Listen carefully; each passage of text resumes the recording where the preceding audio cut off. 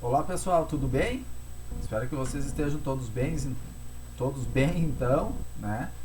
Comigo aqui tudo bem, claro que a gente tem essas restrições aí de sair de casa, de se encontrar, mas estamos trabalhando normalmente também na minha atividade, que ela está enquadrada como essencial também, certo?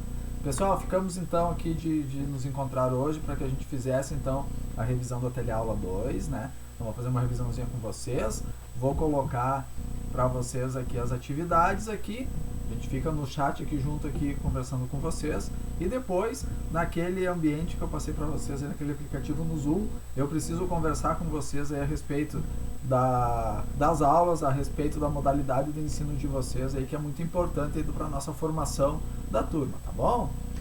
Dentro então da nossa revisão, que começou lá na página 54 e 55 do livro didático de vocês, de responsabilidade social e ambiental, fala a questão dos movimentos em defesa do meio ambiente. Que os movimentos sociais, na prática, eles são a representação da sociedade como organização, que os utiliza como instrumentos de uma ação num contexto histórico específico. O conflito de classe e os acordos políticos são, consequentemente, canais dos movimentos para atingir seus fins. A partir de então, nos idos de 1960, os primeiros movimentos ecológicos aconteceram marcados pelos pacifistas e hippies, nascendo nos Estados Unidos o chamado ecologismo, que se expandiu chegando à Europa, Austrália e ao Japão. E a sua ideia conceitual espalhou-se pelo mundo, aí sim lá nos anos 80.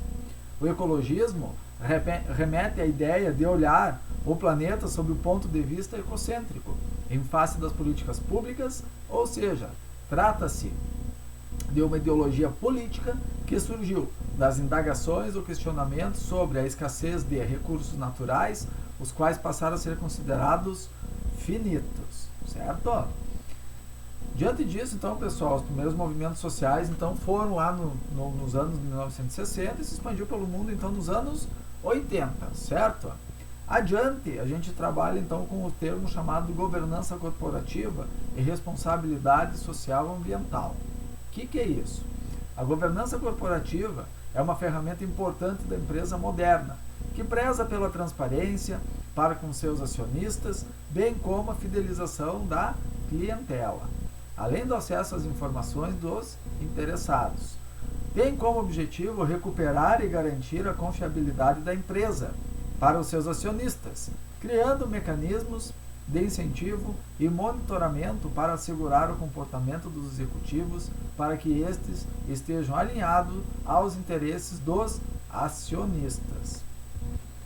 Podemos dizer que este modelo é uma ferramenta indispensável da empresa na atualidade, pois, segundo Steinberg, constitui o conjunto de práticas e de relacionamentos entre acionistas, cotistas, conselho de administração, diretoria executiva, auditoria independente e conselho fiscal, com a finalidade de aprimorar o desempenho da empresa e facilitar o acesso ao capital.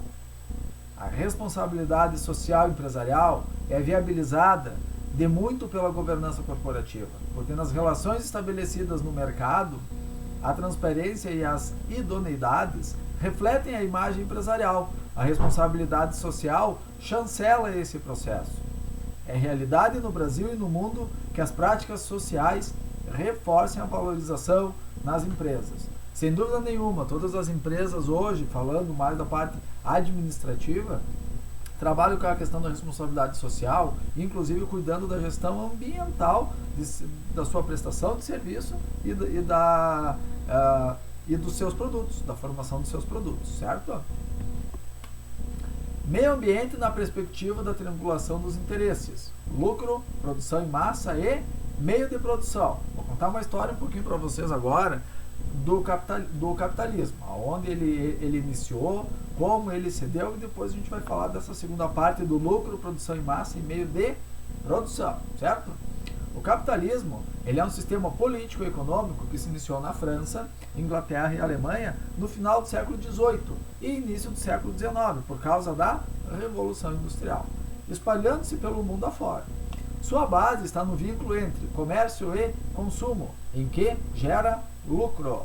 Por essa razão, quando falamos em capitalismo, nós estamos falando em lucro, porque o capitalismo é um sistema de capacidade considerável de geração de riquezas. A crítica ao sistema capitalista é que essa geração de riquezas ela é desigual, porque somente uma pequena parcela usufrui muito, muito embora seja inegável a sua contribuição à economia, às tecnologias e facilidades. Há aspectos negativos que devem ser observados em razão dos problemas que causam, assim vejamos, divergência entre capital e trabalho, degradação ambiental, desigualdades sociais e a extinção dos valores humanos, certo? Então o capitalismo ele se deu ali realmente na Revolução Industrial, né? Onde veio para todo mundo, naquela questão de consumo paga, gerando lucro, certo? Se espalhou pelo mundo afora, né? Onde, claro, existem aquelas críticas. Quem tem um poder aquisitivo um pouco maior vai comprar mais, certo? A divergência entre capital e trabalho é decorrente da luta dos interesses da classe proletária, que busca melhorias das condições de trabalho, como adequação da jornada de trabalho quando excessiva, melhores salários em razão das atividades desenvolvidas e outras reivindicações para o trabalho digno. E por outro lado, há a lucratividade e o acúmulo de capital, pela exploração sem limites na mão de obra. A degradação ambiental, e falando do nosso tema de responsabilidade social e ambiental, é decorrente do sistema capitalista. Por isso que a gente colocou aqui a questão da definição do capitalismo.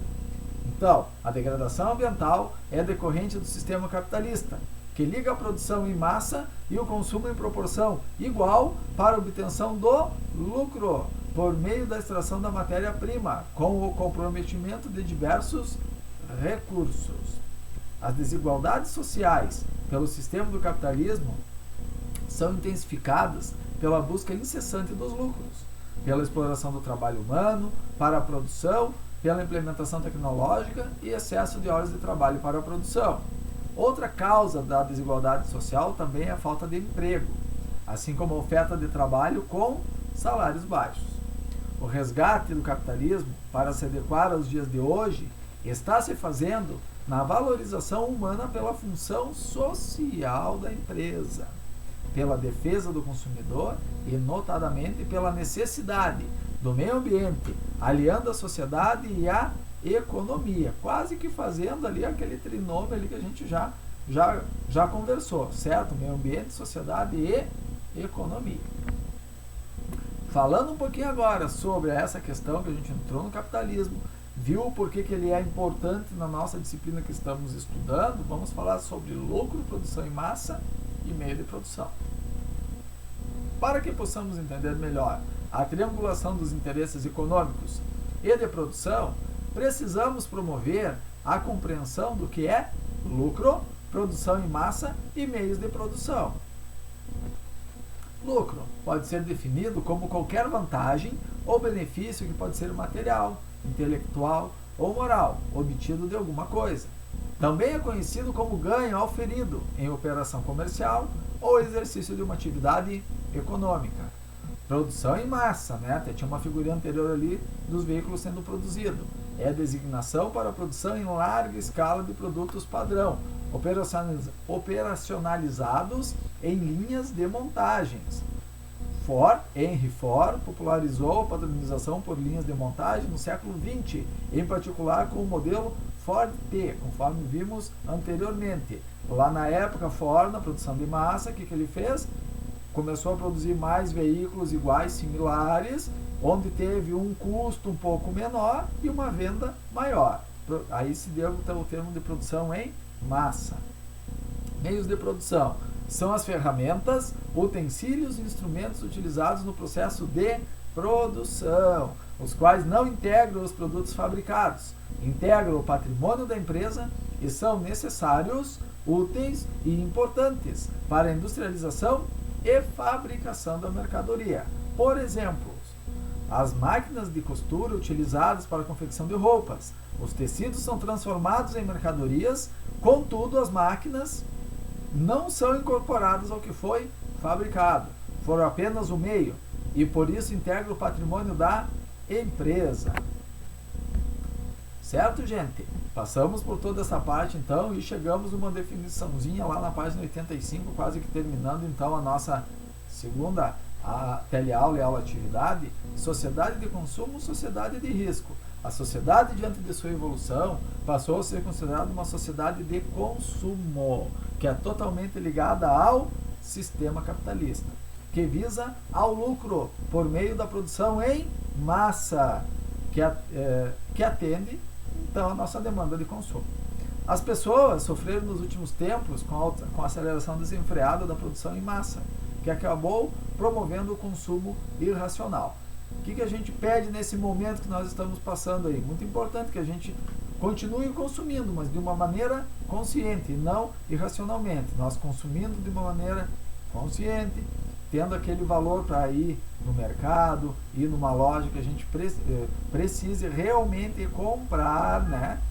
Vai girar o dinheiro no mercado, né? E assim por diante não vai faltar esse giro de capital, tanto que do governo, como para o comércio e como para o consumidor também. Certo, gente? Chegamos ao final, então, dessa pequenininha revisão que a gente fez aí da aula, da teleaula 2 de vocês. A gente viu os slides, deu uma olhadinha na aula do professor de responsabilidade social e ambiental, e ele mais ou menos fez esse enfoque. Claro que tem muitos outros assuntos que ele abordou também, no livro didático de vocês também tem, certo? Peço que vocês não esqueçam, estou aqui no chatzinho do lado aqui, vocês podem ir me perguntando. Depois a gente vai para a ferramenta Zoom, tá? Peço que é importante que vocês entrem na ferramenta Zoom. Tem diversas situações para colocar para vocês, certo? Vamos para a atividade então? Olha só. Questão 1. É uma ideologia política que surgiu das indagações ou questionamentos sobre a escassez de recursos naturais, os quais passaram a ser considerados finitos. Diante disso, passou-se a questionar como seu esgotamento iria afetar o destino das gerações futuras do mundo. A afirmativa apresentada corresponde a qual ideologia política? Olha só, corresponde ao ecocentrismo. Por quê? O ecocentrismo ele é uma ideologia em que a oposição é oposição ao homocentrismo ou ao antropocentrismo e apresenta um sistema de valores centrado na natureza. Ecocentrismo já está dizendo, de ecologia, centrado na natureza. O socialismo é uma doutrina política e econômica e prega coletivização dos meios de produção e de distribuição mediante a supressão da propriedade privada das classes sociais. O humanismo que está ali também descrito valoriza um saber crítico voltado para um maior conhecimento do homem e uma cultura capaz de desenvolver as potencialidades da condição humana. O antropocentrismo e o homocentrismo são sinônimos e defendem a ideia do homem no centro do universo, postulando que tudo o que existe foi concebido e desenvolvido para a satisfação humana, certo? Lá na unidade 2, no 2.1, vai estar toda essa definição aqui bem bacana para que a gente possa reforçar os nossos estudos. 2. A responsabilidade social empresarial é viabilizada e muito pela governança corporativa, porque nas relações estabelecidas no mercado, a transparência, as idoneidades refletem a imagem empresarial e a responsabilidade social chancela esse processo. Sobre a governança corporativa, avalie as afirmações a seguir. Bom, a governança corporativa, ela promove o desenvolvimento econômico sustentável? Sim, estava lá dentro das suas missões. 2. Ela evita os erros estratégicos, como resultado em que o poder está centrado no principal executivo? Também. 3. Promove o abuso de poder como resultado de poder excessivamente centrado no executivo principal? Não, está errado. 4. Evita fraudes como resultado da utilização de informações privilegiadas para se beneficiar direto e indiretamente, atuando em conflito de interesses? Com certeza. 5. As principais ferramentas utilizadas pela governança corporativa para assegurar o controle da propriedade sobre a gestão são o Conselho de Administração, a Auditoria Independente e o Conselho Fiscal. Corretíssima. Então, a alternativa correta é que contém é a letra C, que contém como a 1, a 2, a 4 e a 5 como verdadeiras. A afirmativa 3, que eu comentei com vocês que era falsa, ela tem esse caráter de ser falsa, pois a governança previne e não promove o abuso do poder. Mas estava dizendo que promovia o abuso. Não, ela previne o abuso do poder. Certo? 3.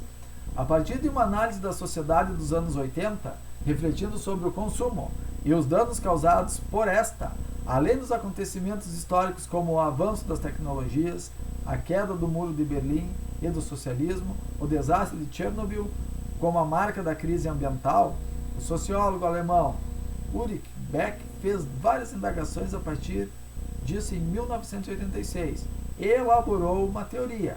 Esta teoria que Beck elaborou em 1986, ela chama-se de teoria da sociedade de risco, lá na letra C, certo?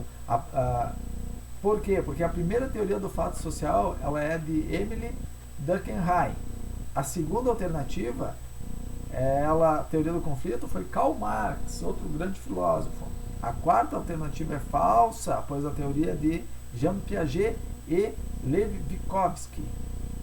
E a quinta alternativa é falsa, pois a teoria é de Lorenz, a teoria do caos. Então a alternativa correta é a teoria da sociedade do risco, que Beck fez lá em 1986. Quarta e última questãozinha então da nossa aula de atividade. O sistema capitalista recebe críticas pela geração desigual de riquezas, em que somente uma pequena parcela usufrui. Nesse sentido, é preciso observar os aspectos negativos que são causados, sendo eles divergência entre capital e trabalho, degradação ambiental, desigualdades sociais, extinção dos valores humanos. Diante disso, vamos relacionar a primeira coluna com a segunda, certo? 1. Divergência entre capital e trabalho. É decorrente da luta dos interesses da classe proletariada, que busca melhoria das condições de trabalho. 2. Degradação ambiental. É decorrente do sistema capitalista, que liga a produção em massa e o consumo em proporção igual para a obtenção do lucro, por meio da extração da matéria, com o comprometimento de diversos recursos. Vimos isso bem antes na revisão, né?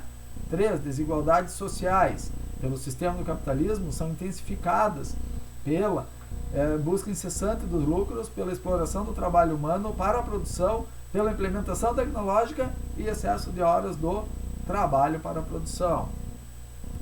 E a quarta é a quarta alternativa, consumir desenfreadamente sem levar em conta a necessidade e utilidade, e sim somente o ato de consumir.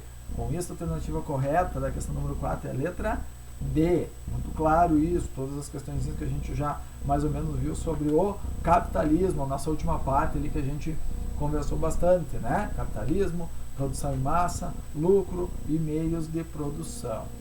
Certo, pessoal? O que eu tinha para dizer para vocês era isso hoje, né? Agradeço a presença de todos aqui no nosso canal, aqui no YouTube, aqui, tá? Continuo com vocês um pouco mais aqui no chat. Em seguida já vou abrir o aplicativo Zoom, tá? Conforme eu orientei para vocês lá no telefone. Vamos lá, eu preciso conversar com vocês alguns minutos a respeito do prosseguimento das nossas aulas, como que a gente vai fazer isso, tá? Espero que todos vocês estejam bem, fiquem com Deus e até mais.